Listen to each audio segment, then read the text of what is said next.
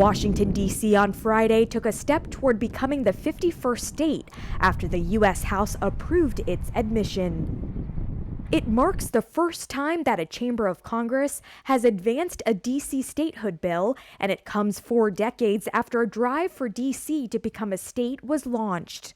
H.R. 51 was introduced last year by the non-voting delegate for Washington, D.C., Eleanor Holmes Norton.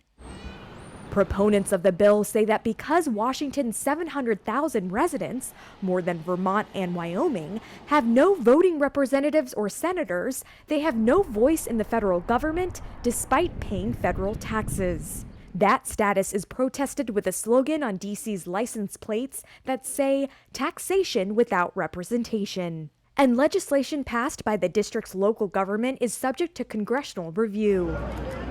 Local anger over the district's status flared up most recently during the coronavirus pandemic and nationwide protests sparked by the killing of George Floyd, an unarmed black man in police custody. Washington received $500 million for its pandemic response, compared to the $1.2 billion the federal government accorded to each of the 50 states.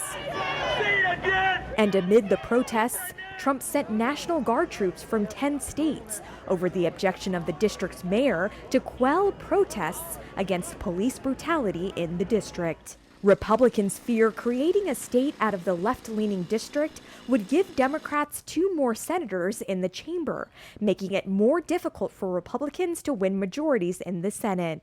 The bill faces strong opposition in the Republican-led Senate and with President Donald Trump. Trump has said he would veto the effort if it ever reached his desk.